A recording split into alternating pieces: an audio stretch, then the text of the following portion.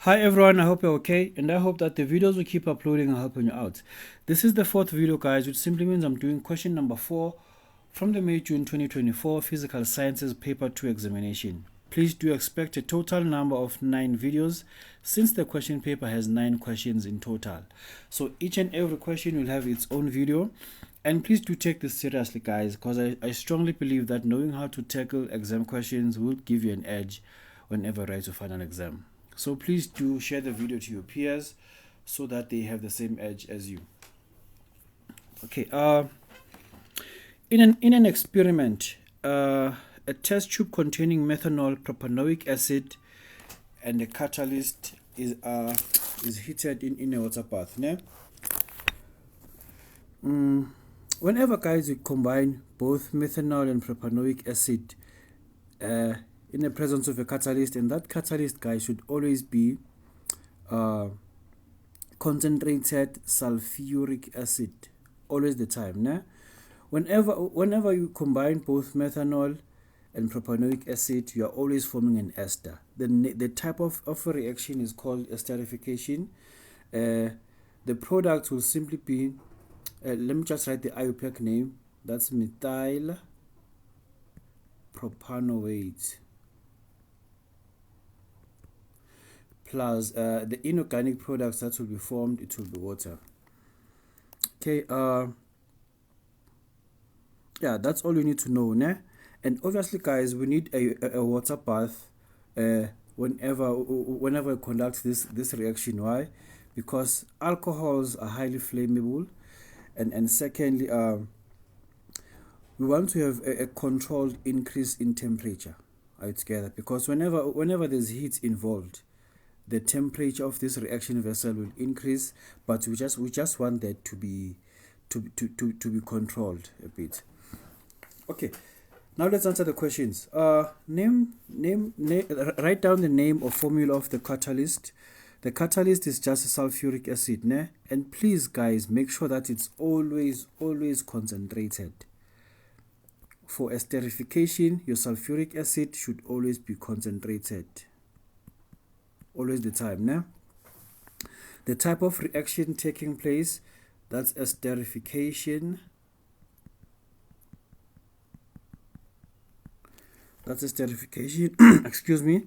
Then now they want us to write down 2 reasons why the use of water bath is preferred in this experiment. Firstly, because alcohols, or you can simply say methanol, our methanol is highly flammable, so using a water bath will prevent its flammability.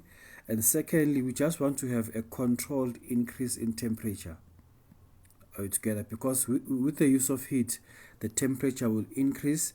So by using a water bath, we are just trying to control that increase in temperature. Okay, and then now they want us to use a balanced equation for the reaction by using structural formulas. Okay, there's methanol. There's our methanol. They're reacting it with propanoic acid.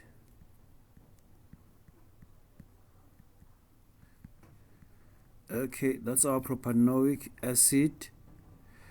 This will end up giving us an ester, and water as a byproduct. Ne? The ester, let me write the ester in red. That's methyl propanoate.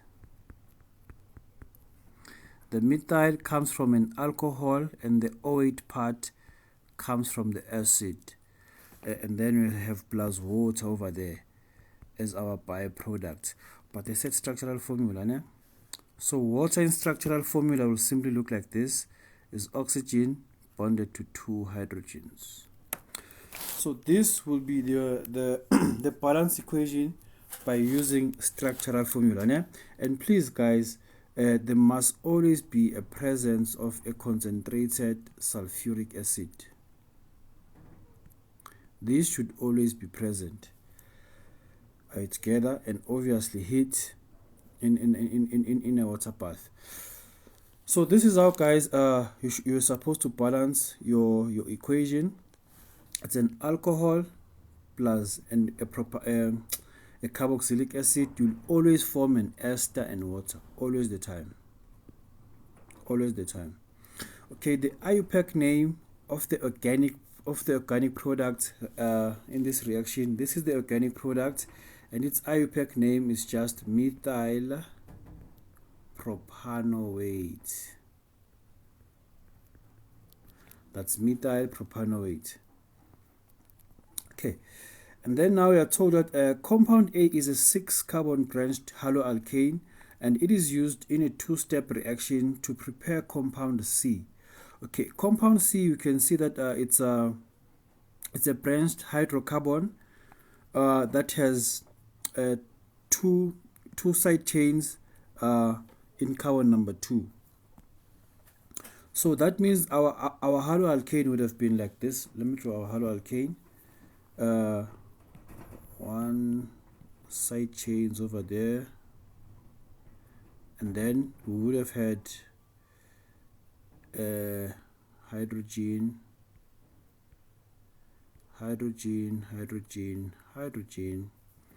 and probably a halogen over there, and the hydrogen down there.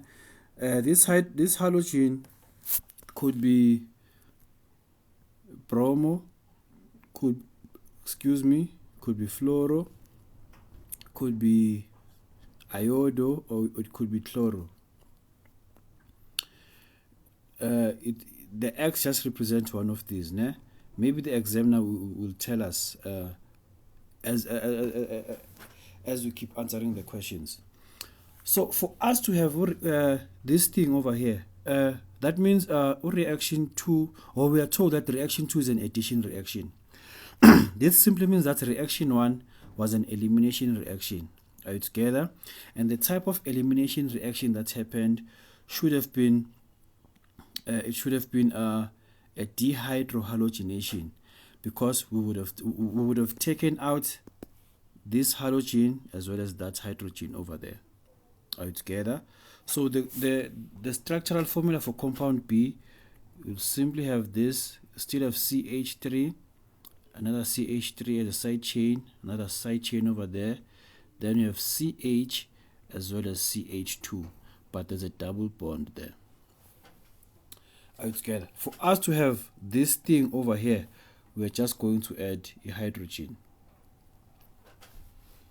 Are you together? So this is a reaction. This is compound B, and then a hydrogen will be added to compound B to form compound C. Let me say plus hydrogen over there.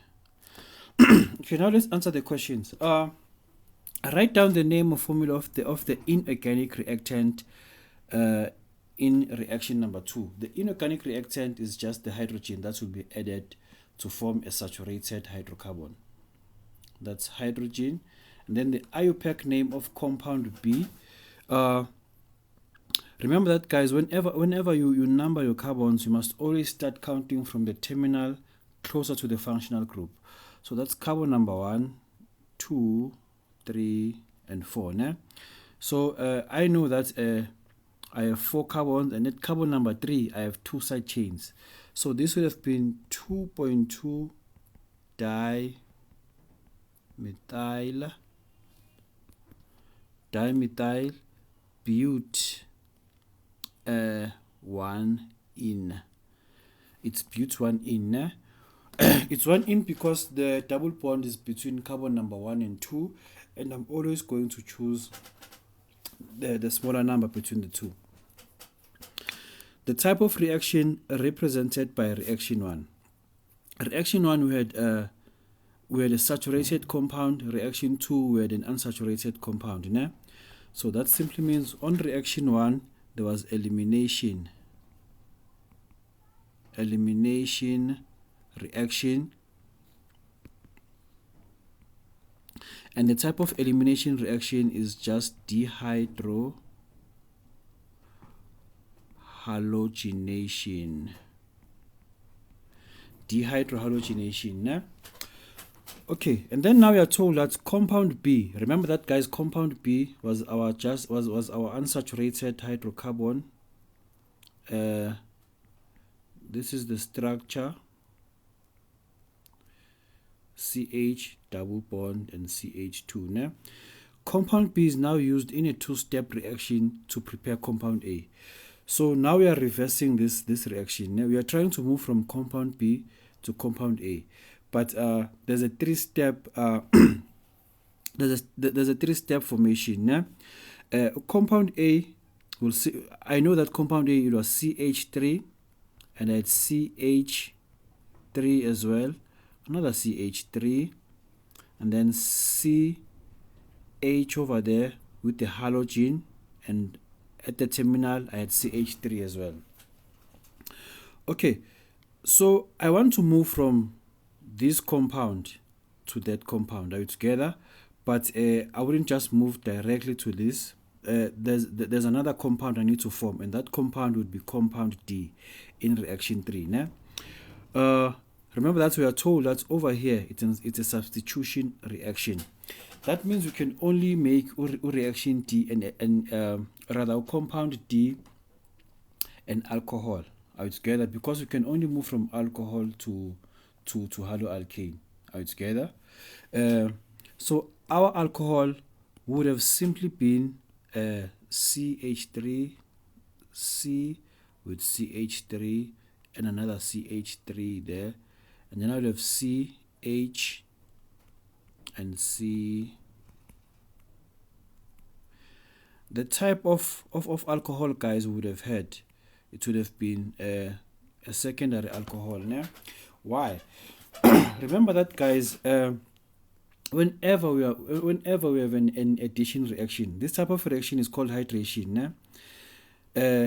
Hydration, we are just adding H2O. Are you together? We are just, or rather, let me write it like this.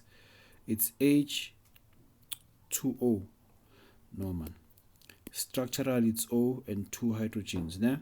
I'm adding this part to compound B. I'm forming an alcohol. According to Markovnik's rule, it simply says that your hydrogen will always go to the carbon with the highest number of hydrogens. The addition reaction can only happen in these two carbons. The carbon at the terminal carbon has the highest number of hydrogens, and hence the hydrogen went there, and the OH will simply go to carbon number 2, and hence we have that situation over there. Are we together? So now let's answer these questions. We are supposed to write down the name or formula of a catalyst used in reaction 3. Reaction 3, guys, it's an addition reaction, and the type of addition reaction is a hydration. So since you are doing hydration, we must have sulfuric acid or phosphoric acid for addition reaction. But please note that, guys, either one, your catalyst should always be dilute in an addition reaction. Your catalyst should always be dilute. So the IUPAC name of compound D is basically 3.3 dimethyl butane 2-ol. Are you together? This will be carbon number 1, carbon 2, 3, and 4. At carbon number 3, I have 2 side chains, hence 3.3 dimethyl. The longest chain has 4 carbons, hence the prefix says butane. And then at carbon number 2, I have my functional group. That's why the suffix is just 2-ol. The type of reaction represented by reaction 3 is an addition reaction. Is an addition reaction, and the type of addition reaction is called hydration. It's called hydration. Okay. The type of haloalkane represented by compound A. Choose from primary, secondary, or tertiary. It's a substitution reaction, guys, from a secondary alcohol. That means we'll also form a secondary haloalkane. Why? Because our halogen is bonded to a carbon which is bonded to other 2 adjacent carbons. So that's why this is a secondary haloalkane. That's how, guys, we're supposed to tackle this question. Just stay tuned, guys, and wait for more videos. Thank you.